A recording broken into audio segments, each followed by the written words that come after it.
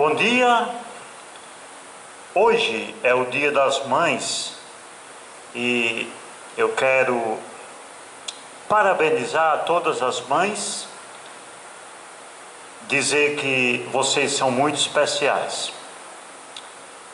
Parabenizo de modo especial a minha mãe, Dona Ionete Lai Martins, dizer que eu a amo muito e a admiro muito. Hoje eu quero apresentar 4 lições preciosas para a família. Quero iniciar fazendo uma leitura da palavra do Senhor, do livro de Gênesis, capítulo 2, versos 18 ao 24. A palavra do Senhor no Velho Testamento, primeiro livro da Bíblia Sagrada, Gênesis, capítulo 2, versos 18 ao 24.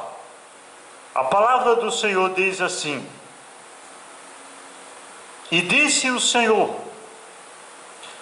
Não é bom que o homem esteja só.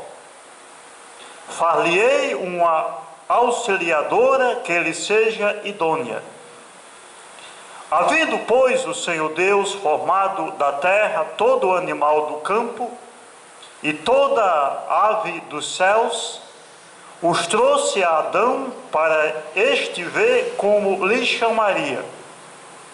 E tudo que Adão chamou a toda a alma vivente, isso foi o seu nome. E Adão pôs os nomes a todo o gado e às aves dos céus e a todo o animal do campo, mas para o homem não se achava adjutora que estivesse como diante dele. Então o Senhor fez cair um sono pesado sobre Adão, e este adormeceu. E tomou uma das suas costelas e cerrou a carne em seu lugar. E da costela que o Senhor Deus tomou do homem, formou uma mulher, e trouxe-a a Adão. E disse Adão: Esta é agora osso dos meus ossos e carne da minha carne. Esta será chamada varoa, porquanto do varão foi tomada. Portanto, deixará o homem o seu pai e a sua mãe, e apegar-se-á à sua mulher, e serão ambos uma só carne. Pai, eu te agradeço pela leitura da tua palavra. Te peço, meu Deus, que o Senhor coloque esta palavra no meu coração e de todos aqueles que ouvirão este sermão. É no nome de Jesus Cristo que eu oro e que eu peço. Amém. A família se constitui no principal grupo da sociedade. A família foi instituída por Deus. E não apenas isso, mas a família foi o primeiro grupo instituído por Deus, para que nós compreendamos como este grupo é importante. É interessante observar que todos nós fazemos parte de uma família. Todos nós somos oriundos de uma família. E, de modo geral, enquanto vivermos, esta será uma realidade. Podemos dizer assim que a família é o grupo social do qual todos nós fazemos parte. E que a família é tão importante que, de modo geral, o nosso bem-estar, a nossa alegria, depende do bem-estar e da alegria da nossa família. De modo geral, é assim. Se a nossa família estiver bem, nós estaremos bem. Mas se houver algo com a nossa família, algum problema, algum sofrimento, alguma enfermidade, dificilmente nós estaremos bem. É importante dizer que Deus criou a família para o bem do homem para o bem da mulher e para o bem da própria família. Deus criou a família e Deus abençoou a família. A questão é que nem todas as famílias são felizes, ou nem todas as famílias estão felizes. Nós vemos hoje muitos lares desajustados, uma quantidade muito grande de separações, de divórcios, conflitos e crises dentro do lar, dentro da casa. Mas não precisa ser assim. Afinal de contas, sendo a família uma instituição criada por Deus e abençoada por Deus, ela tem tudo para ser feliz. Evidentemente, não existem famílias perfeitas, porque famílias são compostas por pessoas, como eu e você, pecadoras, falhas e imperfeitas. Então não existem famílias perfeitas, mas existem famílias abençoadas, e a sua família também poderá ser uma família abençoada. Pensando nessas questões e tomando a oportunidade que hoje é o Dia das Mães, eu quero pregar para as famílias. E eu quero apresentar 4 lições preciosas para a família. Se você deseja que a sua família seja feliz, se você deseja ser feliz como parte de uma família, você precisará atentar bem para estas lições que eu quero apresentar nesta manhã. A primeira lição, ouça porque isso é muito importante: adote a palavra de Deus como o manual de instrução da sua família. Ouçam bem, adote a palavra de Deus, a Bíblia Sagrada, como manual de instrução da sua família. Por que isso é importante? Eu diria indispensável para o bem-estar das famílias. Porque a Bíblia é a legítima palavra de Deus. A Bíblia Sagrada foi inspirada por Deus. O mesmo Deus diz: é a minha palavra, é a palavra de Deus. Então, embora Deus tenha usado a instrumentalidade dos homens para escreverem a sua palavra, mas a palavra não saiu da mente de homem algum. A palavra de Deus, a Bíblia Sagrada, saiu da mente e do coração de Deus. E qual a relação da Bíblia com a família? Porque a família também é um projeto que saiu da mente e do coração de Deus. A família não é uma invenção dos homens. A família não é uma invenção do Estado.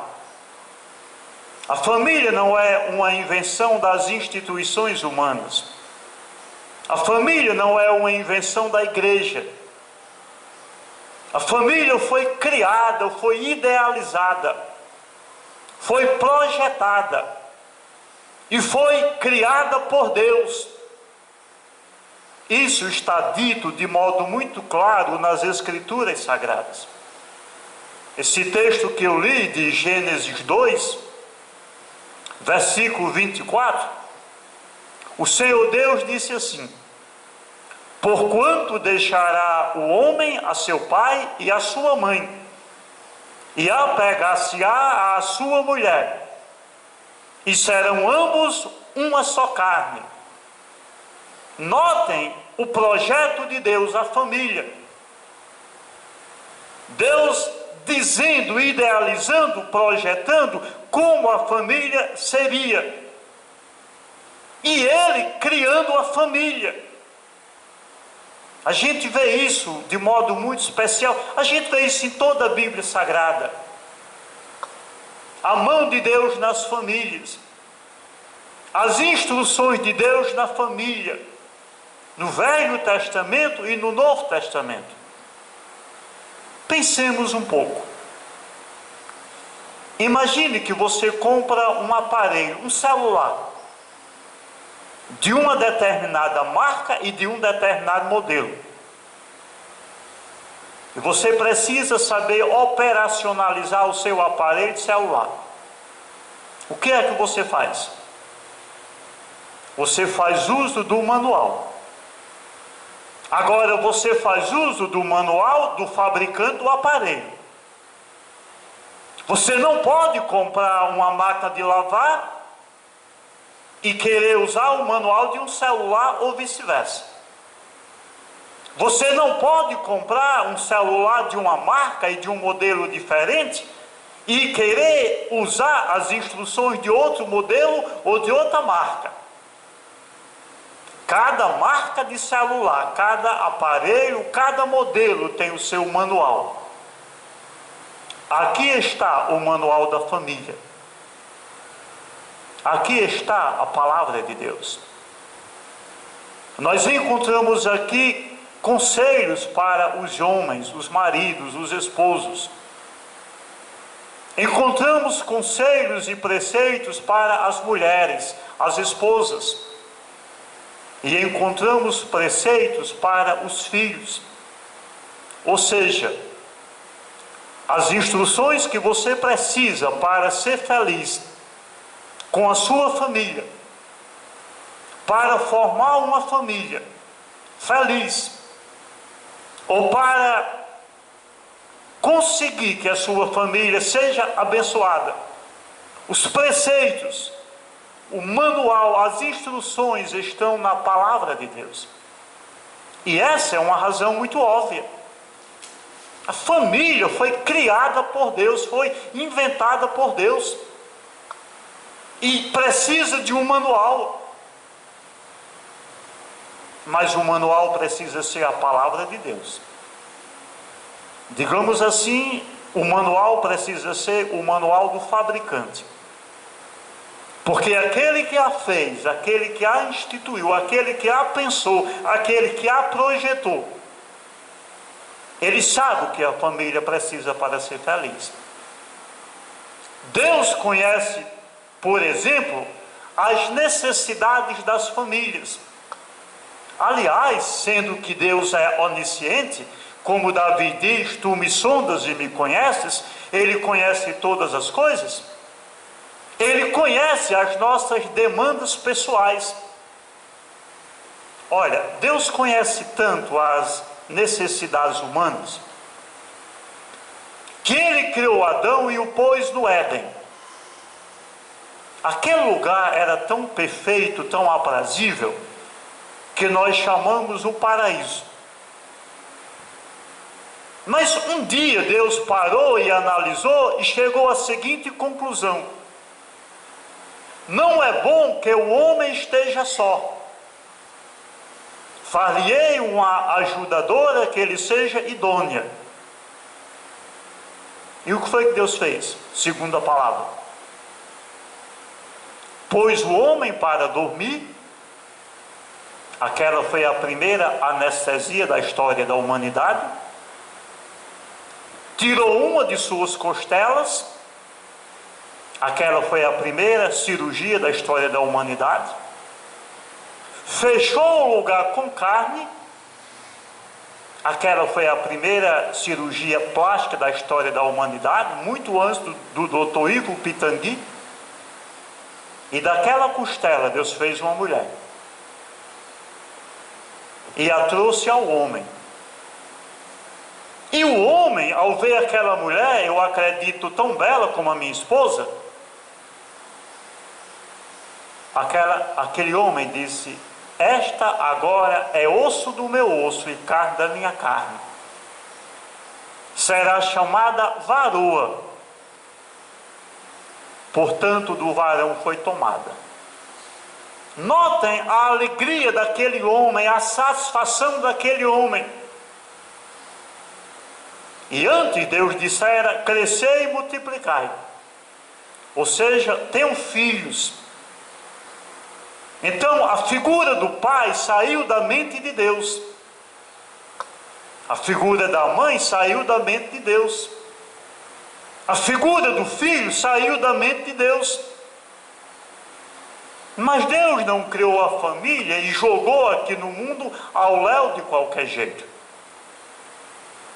Ele criou a família, abençoou a família, projetou a família, o pai, a mãe, os filhos, e ele deu as instruções para que as famílias seguissem e fossem felizes e fossem abençoados. E onde estão essas instruções? Essas instruções estão na Bíblia Sagrada, é a palavra de Deus. E sabem, a Bíblia Sagrada tem muitas vantagens como o manual da família. Uma delas é que a Bíblia Sagrada não precisa ser atualizada, não precisa ser revisada. Vocês já perceberam que as filosofias humanas, as ideologias humanas, a ciência humana, o conhecimento humano estão sempre em transformação? Estão sempre sendo revistos, revisados, atualizados? A Bíblia Sagrada não precisa disso. Aquilo que Deus disse a Adão e Eva lá no princípio serve para a minha família e para a sua família. Porque os preceitos da palavra, eles são eternos, são para sempre. Como disse Pedro, 1 Pedro 1:23, pela palavra de Deus viva e que permanece para sempre. Aquilo que valeu para o seu avô, o seu pai, sua mãe, serve para você, servirá para os seus filhos, servirá para os seus netos e servirá para gerações futuras. Porque a Bíblia Sagrada é perfeita. Porque a Bíblia Sagrada é eterna.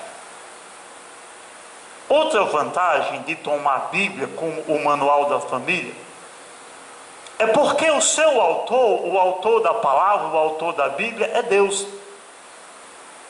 E Deus é o principal interessado no bem-estar da família. Interessante que existem muitas pessoas que são infelizes no casamento. Maridos, esposas, muita gente que é infeliz, você deve conhecer um montão assim. E pessoas infelizes no casamento, elas costumam denegrir a instituição casamento. Eu mesmo já tive a experiência de conversar com pessoas, principalmente mulheres, infelizes no casamento, elas denigrem a imagem da instituição casamento. Meu amado, a instituição casamento é divina. A instituição casamento é perfeita. O problema não está no casamento, o problema está em nós, está nas pessoas. Porque quando Deus criou essa instituição, o seu objetivo foi promover a felicidade da humanidade. Por isso ele disse, não é bom que o homem esteja só, vou fazer uma mulher para ele. Infelizmente, a humanidade tem adotado outros padrões para a sua instrução, outras referências para o seu guia. Por exemplo, as ciências humanas, as filosofias humanas, a mídia, a cultura, o sistema de ensino, as leis civis. Mas pense um pouco. Para onde essas referências têm levado a família? Olha o mundo à sua volta. Observe as famílias, observe os casamentos. E você verá quantos divórcios, quantos lares destruídos, quantas pessoas, homens, mulheres, maridos, esposas, filhos frustrados. A verdade é que esses padrões, como guia da família, têm falhado de maneira desastrosa. Primeira lição é essa. Você quer que a sua família seja feliz? Você precisa seguir os princípios da palavra de Deus. Você precisa tomar a palavra de Deus como o guia do seu lar e da sua família. A segunda lição para termos famílias abençoadas: adore a Deus em família, de maneira coletiva. Importante observar um aspecto da cultura judaica. Os judeus, eles tinham o hábito de se reunirem em famílias para adorar a Deus. A gente vê isso muito presente na cultura judaica. O pai, a mãe, o marido, a esposa e os filhos reunidos com o intuito de adorar a Deus. Infelizmente, esse preceito tem sido abandonado pela humanidade. Infelizmente, a gente vê poucas famílias adorando de maneira coletiva. Digamos assim, o pai, a mãe e os filhos em volta da mesa, lendo a palavra, orando, louvando ao Senhor. Mas esse é outro segredo para termos uma família abençoada. Esse preceito também foi ensinado por Deus. Quando, por exemplo, Deus instituiu uma famosa festa judaica, a chamada Festa das Primícias. A Festa das Primícias tinha como objetivo agradecer a Deus pelos primeiros frutos da terra. O agricultor ia no campo, colhia os melhores frutos, as espigas mais excelentes, e as dedicava ao Senhor. Era chamada a Festa das Primícias. Pois bem, quando Deus estabeleceu a Festa das Primícias, Deus incluiu a adoração coletiva. Ouçam isso, Deuteronômio 16, 9 a 11. Olha o que disse o Senhor: 7 semanas contarás desde que a foice começar na seara, iniciarás a contar as 7 semanas. Depois celebrarás a festa das semanas ao Senhor teu Deus. O que deres será oferta voluntária da tua mão, segundo o Senhor teu Deus te houver abençoado. Verso 11, ouçam bem: e te alegrarás perante o Senhor teu Deus, tu, olha a adoração coletiva, tu e teu filho e tua filha e o teu servo e a tua serva e o levita que está dentro das tuas portas e o estrangeiro e o órfão e a viúva que estão no meio de ti, no lugar que o Senhor teu Deus escolher, para ali fazer habitar o seu nome. Notem a importância deste princípio.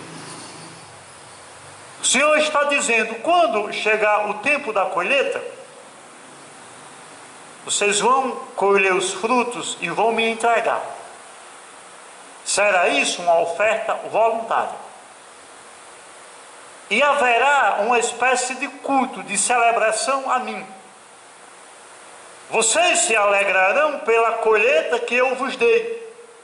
Você, o pai, o chefe, o teu filho, a tua serva, o teu servo, o levita, o estrangeiro, o órfão, a viúva e todos aqueles que estiverem debaixo do seu domínio. Amados, esse preceito é importante demais. Porque hoje a gente não vê as famílias adorando a Deus de modo coletivo. A gente observa muitas vezes o marido chega ao templo, parece que é viúvo, parece que não tem esposa. A esposa chega ao templo para adorar, parece que é viúva, parece que não tem marido. O filho chega sozinho, parece que não tem pai. E o pai e a mãe, quando vêm sozinhos, parece que não tem filhos. Parece que a família, assim, está esfacelada. Parece que não há comunhão. Não há adoração coletiva. Olha que quadro mais sublime, que quadro mais maravilhoso. A família que foi criada por Deus. A família que foi projetada por Deus. Reunida com o propósito de louvar e adorar a Deus. A gente vê famílias reunidas com outro propósito. Comer pizza, ir ao futebol, assistir uma novela, um filme, televisão. A gente vê 5 pessoas da mesma família sentadas à sala, ao sofá, no sofá, cada um com o celular. Não há mais comunhão. Não há mais relação. Não há mais família no sentido real da palavra. Gente, famílias que adoram de maneira coletiva, elas são fortalecidas. Nós estamos vivendo hoje, por causa dessa pandemia, um isolamento social, é uma novidade. Porque o isolamento familiar existe faz tempo. As famílias convivem entre si como pessoas estranhas. E sabe qual é a dificuldade que elas estão achando de ficar em casa? O pai, a mãe e os filhos? É porque eles se tornaram pessoas estranhas. É porque o casal não tem mais assunto em comum. O marido não tem o que conversar com a esposa não tem o que conversar com o marido. Os pais perderam o jeito de conversar com os filhos. Os filhos não conversam com os pais. Os irmãos não conversam entre si. Não existe relação pessoal, são relações virtuais. Mas aqui eu estou falando de algo mais sublime, de algo mais elevado. É a família que se comunica. É a família que está unida. É a família que está em comunhão. Reunida com o propósito de adorar ao Senhor. Fiquei bem contente ontem, porque conversando com um casal da nossa igreja, lá de Frutuoso Gomes, conversando com o pai e a mãe, eles têm 3 filhos homens, 3 rapazes, e eles dizendo que todos os dias fazem o culto doméstico. Pastor, todos os dias a gente está fazendo o culto doméstico. Aí eu sou um pastor chato, quem me conhece sabe, né? Aí eu perguntei assim, você chama os filhos para fazerem parte? Filho já tem mais de 20 anos, outro tem 19, 20, acho que o outro tem 14, 15, sei lá. Aí os pais disseram, aí eles participam sim. Até o mais novo lá ajuda na leitura. E quando a gente faz a leitura da palavra, o mais velho vai explicar. Como se fosse um tipo de pregação, um culto mesmo. E eu sei que durante essa pandemia, muitas famílias estão fazendo o culto doméstico. Mas eu queria propor que esse culto doméstico não fosse algo relacionado à pandemia, mas fosse uma característica da sua família. Que você instituísse o culto doméstico na sua família, no seu lar. É o preceito da adoração em família, é o preceito da adoração coletiva. Sabe por que é difícil estabelecer esse preceito, por mais que seja bíblico? Porque os pais têm sido omissos. Eu quero dizer a você pai, a você marido, dentro do seu lar, o pastor é você. Dentro do seu lar, o líder espiritual é você. O primeiro e mais importante sacerdote é você. Mas parece que alguns homens só se lembram disso quando leem aquela parte que diz que a mulher tem que ser submissa a ele. Ele não se lembra quando tem que ser um líder espiritual, de guiar sua família na adoração coletiva. Nesse sentido, nós temos muito que aprender com Josué, aquele importante homem lá do Velho Testamento. Porque quando Josué, com a bênção de Deus, conquistou a terra prometida, e a sua missão já estava, digamos, cumprida, ele reuniu o povo de Israel e fez um importante comunicado.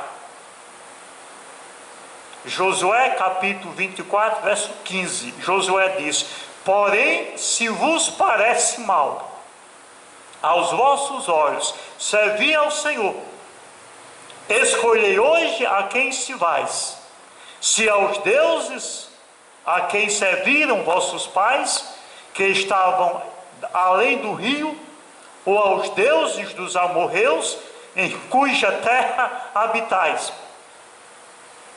Porém, eu e a minha casa serviremos ao Senhor. Interessante, Josué fez menção aqui às nações ímpias, pagãs, idólatras. Como a gente pode fazer menção ao mundo idólatra, ao mundo pagão, ao mundo que não serve a Deus. E qual foi o desafio e a decisão de Josué? Vocês façam o que vocês quiserem. Vocês sirvam ao Deus falso que você quiser. Agora eu e a minha casa serviremos ao Senhor.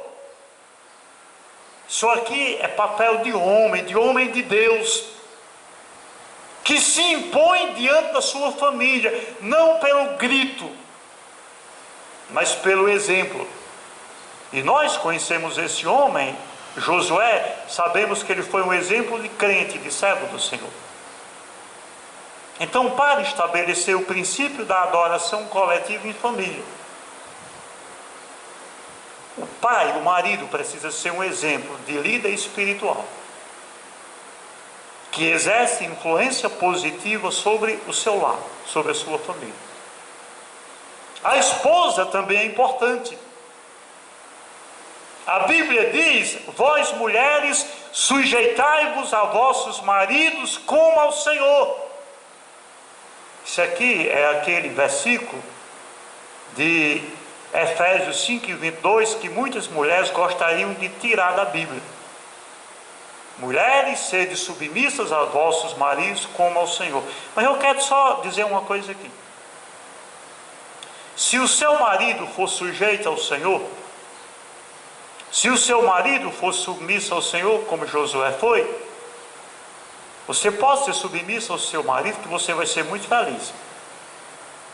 A Bíblia diz: mulheres, sede submissas a vossos maridos como ao Senhor. Seu marido é submisso ao Senhor, você seja submisso ao seu marido. E os filhos também têm um papel importante nessa adoração coletiva, porque Paulo diz, Efésios 6:1, vós filhos sede obedientes a vossos pais no Senhor, porque isso é justo.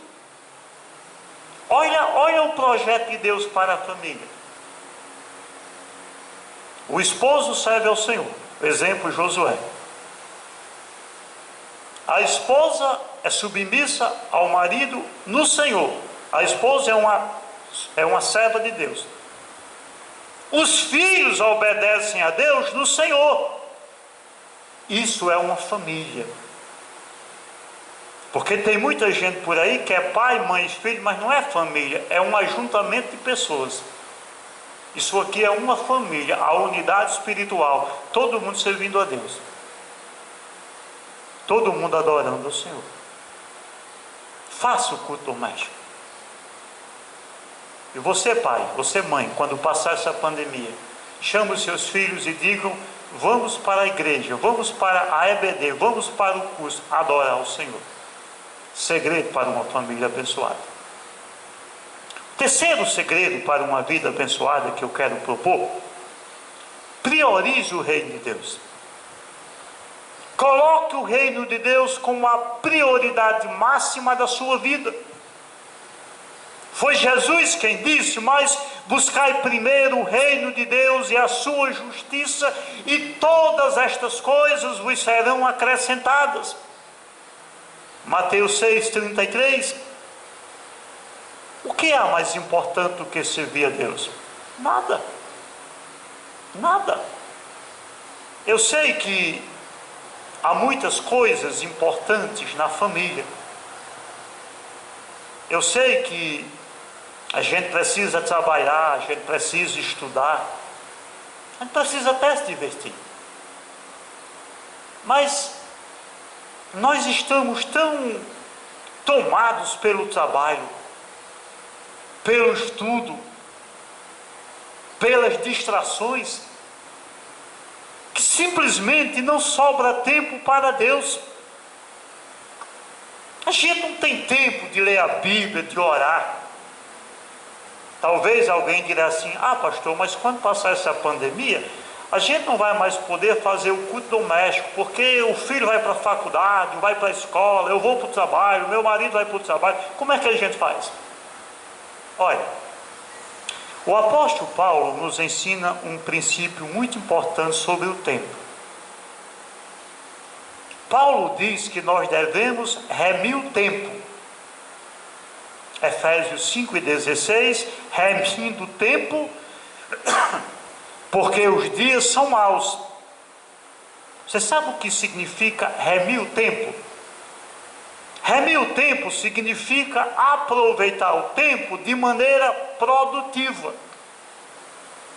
E se nós vamos aproveitar o tempo de maneira produtiva, nós precisamos colocar as prioridades espirituais no topo, lá em cima. Achei interessante a definição que uma pessoa deu sobre prioridade. O que é uma prioridade? É dentre as coisas mais importantes, como o trabalho, o estudo, o lazer e outras coisas, a gente reconhecer que existe a mais importante, que são os valores espirituais. Mas a dinâmica da vida é tão ajustada, é tão agitada, como eu disse, trabalho, estudo, distrações, que a gente não tem tempo. Até os psicólogos estão dizendo, ou dizem, que a humanidade está sofrendo da síndrome do pensamento, da síndrome do pensamento acelerado. É a SPA, síndrome do pensamento acelerado. Estamos sempre pensando em trabalho, em mais dinheiro, em mais coisas, em mais estudo, sempre absorvendo mais informações, ligados na TV, ligado à rede social, ligado ao smartphone. Nossa mente não para. E a gente tem tempo para tudo, para se divertir, para trabalhar e para estudar. Mas a gente não tem tempo para Deus. Você quer que a sua família seja abençoada? Você precisa priorizar o reino de Deus. E eu acho maravilhosa essa promessa, porque Jesus Cristo diz: buscai primeiro o reino de Deus e a sua justiça, e todas as outras coisas vos serão acrescentadas. Está lá em Mateus 6. Jesus diz: não andeis ansiosos por coisa alguma, nem quanto ao que haveis de beber, nem quanto ao que haveis de vestir, nem quanto ao que haveis de comer. Aí no final ele diz, tipo assim: vamos fazer um trato, um acordo? Você prioriza o reino de Deus e a justiça de Deus, e todas essas outras coisas, o que vai comer, o que vai comer e o que vai beber, eu vou lhe dar. É uma bênção. É uma promessa maravilhosa. Mas para que a gente cumpra esse preceito, nós precisamos voltar a isso aqui. A palavra de Deus.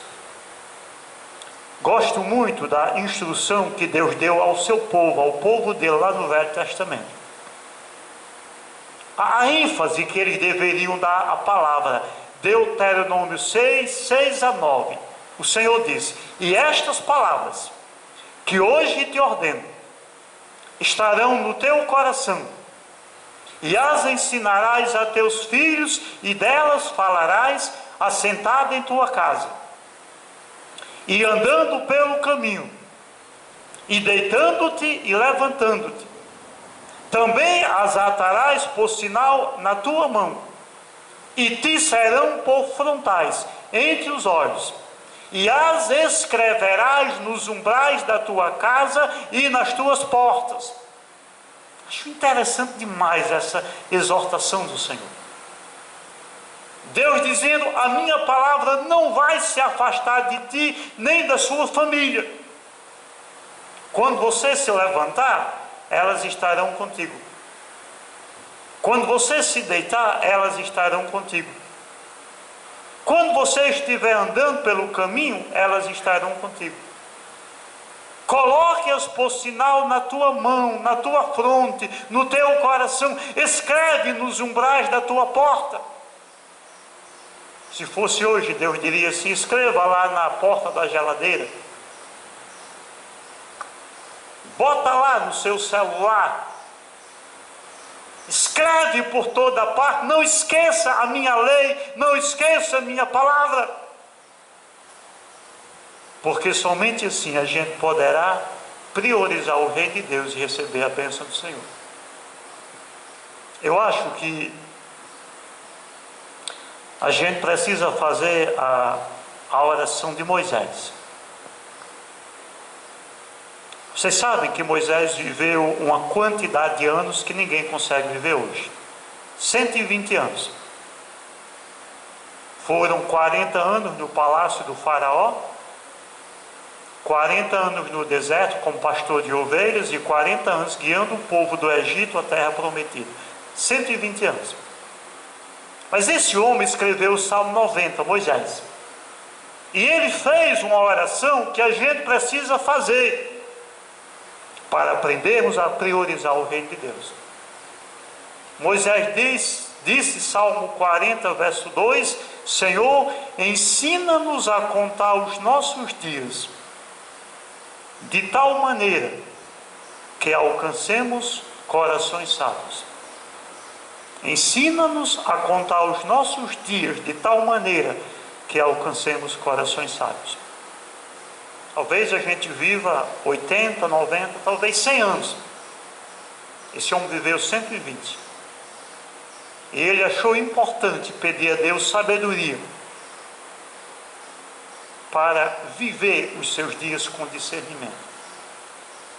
Você quer que a sua família seja abençoada? Priorize o reino de Deus. A quarta lição para famílias abençoadas: faça projetos para a sua família que garantam benefícios que durem além dos escassos dias terrenos. A gente não tem os projetos? Toda família tem projetos, os maridos, as esposas, pais, mães, filhos. A gente tem projetos. Afinal de contas, a gente tem a vida familiar, estudantil, profissional, conjugal, financeira. São projetos, eu diria, importantes. Mas esses projetos, de modo geral, eles só trazem benefícios para a vida terrena, para a vida humana. Eles não trazem benefícios para a vida quando sairmos desta vida. O que é que eu estou propondo aqui? Faça projetos para a sua vida que garantam benefícios que vão além da vida aqui na terra. Porque, amados, a vida humana passa rápido. Eu vou dizer uma coisa para vocês. Quando a gente lê sobre a analogia que a Bíblia faz à vida humana, a gente fica até meio deprê. Porque a Bíblia diz assim: a vida humana passa rápido como um breve pensamento. É como a lança de um tecelão, é rápido. É como uma neblina que passa rápido. É como um vapor. É como a flor que logo murcha. É como a erva que logo seca. Aí eu pergunto a vocês: se a vida é tão fugaz, se a vida é tão passageira, vale a pena a gente investir todo o nosso esforço em algo que não vai trazer benefícios para a outra vida? Porque a vida vai continuar depois da existência humana. A Bíblia diz que o homem, a mulher, é corpo e alma. O corpo vai morrer, tu és pó e ao pó tornarás. A alma não vai morrer, a alma é imortal. Quando nós sairmos desta vida, o nosso destino será o céu ou o inferno. Aí eu pergunto a você: a maneira como você está gerindo a sua família, e talvez sua família vá muito bem, obrigado, financeiramente, socialmente, em todos os sentidos. Mas a minha pergunta é: você tem projetado a vida, a sua vida e da sua família para a vida além do túmulo? Porque isso é tão importante que a Bíblia diz que Deus enviou o seu Filho que morreu em uma cruz para nos salvar. Esse Deus que ama as famílias, que nos ama, Ele projetou a vida, não apenas a vida terrena, mas a vida eterna. E Deus quer que seja no céu. Então você pai, você mãe, está preocupado com a saúde do seu filho, que o seu filho seja um médico, um advogado, um profissional excelente, que ele case bem, lhe dê netos e bisnetos. Tudo isso é bom, é salutar, é importante. Mas e quando essa vida passar? Nós estamos convivendo com essa pandemia como se a morte estivesse à espreita, como se esse vírus estivesse à espreita para nos pegar. E aí? E aí? Você talvez trabalha para dar uma boa casa aos seus filhos, à sua esposa. O dinheiro que você ganha aqui pode até comprar uma casa boa aqui na terra, mas não vai comprar uma casa boa lá no céu. Com todo o esforço que você empreende, você pode dar conforto à sua família aqui na terra, mas não garantirá conforto lá no céu. Com todo o esforço que você tem, com todo o trabalho que você tem, você pode obter bens materiais aqui na terra, mas não vai obter bens espirituais lá no céu. Amados, nós vivemos hoje o que os filósofos chamam de sociedade líquida. Tudo é descartável. É tudo descartável. A gente só pensa no aqui e agora. A mensagem da palavra é outra. Paulo diz: pensai nas coisas que são de cima, buscai as coisas que são do alto. A gente não pode cometer o erro daquele rico insensato da parábola de Jesus. Conhece a parábola do rico insensato? Jesus Cristo disse: acautelai-vos e guardai-vos da avareza, Porque a vida de qualquer não consiste na abundância do que possui. E propôs-lhe uma parábola dizendo: a herdade de um homem rico tinha produzido com abundância. E arrazoava ele entre si, dizendo: que farei? Não tenho onde recolher os meus frutos. E disse: farei isto, derrubarei os meus celeiros e edificarei outros maiores, e ali recolherei todas as minhas novidades e os meus bens. E direi à minha alma: alma, tens em depósito muitos bens para muitos anos. Descansa, come, bebe, folga. Mas Deus lhe disse: louco, esta noite te pedirão a tua alma, e o que tens preparado, para quem será? Assim é aquele que para si ajunta tesouros e não é rico para com Deus. O homem disse: eu estou tão rico que os meus bens não cabem mais nos armazéns. O que é que eu faço? Eu já sei. Eu vou derrubar os armazéns, os celeiros, e eu vou construir outros maiores. E eu vou guardar tudo lá. Aí eu vou dizer: minha alma, você tem muita coisa guardada para muito tempo. Come, beba, regala-te.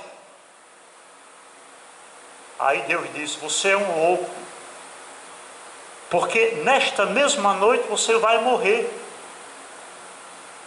E você tem muitos bens entesourados aqui na terra, mas e a sua alma, como será? Assim é todo aquele que é rico de bens materiais, mas não é rico para Deus. Eu não acho errado a gente fazer projetos relacionados à vida humana. Pensar é sinal de bom senso.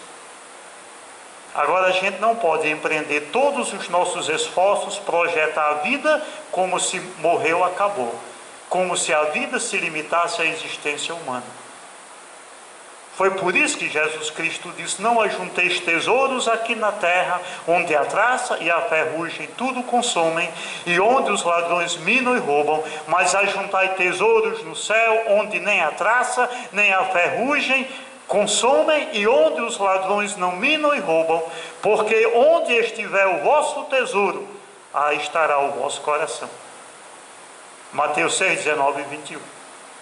Jesus Cristo também disse: o que aproveita o homem ganhar o mundo inteiro e perder a sua alma.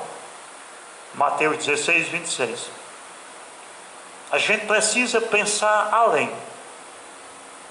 A gente precisa ter uma visão espiritual. A gente precisa entender que a vida é passageira, acaba. E quando essa vida passar, a vida vai continuar ou no céu ou no inferno. Aí eu pergunto a você, pai e mãe: pai, você tem sido um líder espiritual da sua família? Você tem sido um exemplo de crente para os seus filhos? Você tem orado por sua família, evangelizado seus filhos? Adorado em família? Levado os seus filhos para a igreja, para adorar, para ouvir a palavra? Você tem que dizer: meu filho, você passou no concurso, você está no Instituto Federal, é uma bênção. Mas meu filho, eu te amo tanto que eu quero pensar a sua vida além dessa vida.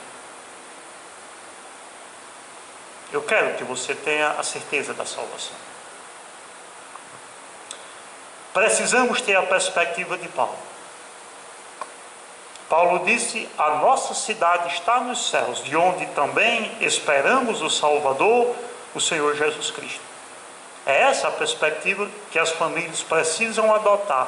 Mas a nossa cidade não é aqui na terra, a nossa cidade não é aqui, a nossa cidade é no céu. E no céu Deus tem preparado uma herança, uma salvação eterna, que Deus quer dar a nós de maneira pessoal e às famílias de modo geral. Pedro, quando falou dessa herança, Pedro disse: a herança que Deus quer nos dar no céu, uma herança incorruptível, incontaminável, que não se pode murchar.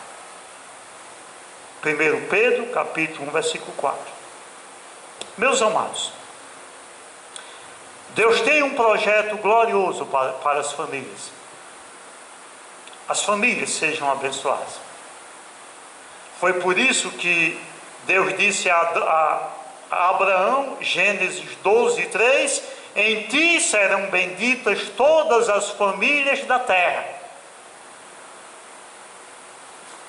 Abraão viveu há mais ou menos 3.500 anos. E Deus disse a ele: em ti serão benditas todas as famílias da terra, a minha e a sua. O que é que tem a ver Abraão com a minha família? De que maneira a família de Abraão se une à minha família e à sua família? Através de Jesus Cristo. Porque Jesus Cristo é da tribo de Judá. Judá, filho de Jacó. Jacó, filho de Isaac. E Isaac, filho de Abraão. A bênção de Abraão que pode chegar até nós é através de Jesus Cristo. Eu quero saber, a sua família já serve a Jesus Cristo? Você, pai, já serve a Jesus Cristo? Você, esposa, mãe, já serve a Jesus Cristo? Você, filho, já serve a Jesus Cristo? Porque famílias abençoadas são famílias que servem a Deus. Eu não estou dizendo que com isso a sua família vai ser perfeita, mas eu estou dizendo que a sua família vai ser abençoada. Assim nós temos 4 lições que poderão trazer bênçãos para as nossas famílias. Adote a Bíblia como um manual da sua família. Pratique a adoração coletiva em família. Priorize o reino de Deus. E projete e faça projetos para a sua família, para você, que vão além da vida humana, que incluam principalmente a vida espiritual, a vida do céu. Eu quero parabenizar todas as mães e dizer que nós estamos orando por vocês e que nós as admiramos muito e que vocês sejam felizes e abençoadas não apenas hoje, mas em todos os dias das suas vidas. Pai de amor, eu te agradeço porque o Senhor projetou, criou e abençoou as famílias. Eu sei, meu Pai, que por nossa própria culpa as famílias nem sempre são abençoadas. Mas eu quero orar e rogar por elas, ó Pai, que haja discernimento espiritual, sobretudo para fazer a tua vontade, te adorar, te honrar, te servir, para priorizar o reino de Deus e projetar a vida além dos dias terrenos, mas na eternidade contigo. Abençoe, ó Pai, todas as mães, abençoe todas as famílias, todas as igrejas que servem a Ti. É em nome de Jesus, meu Deus, que eu oro e que eu peço. Amém.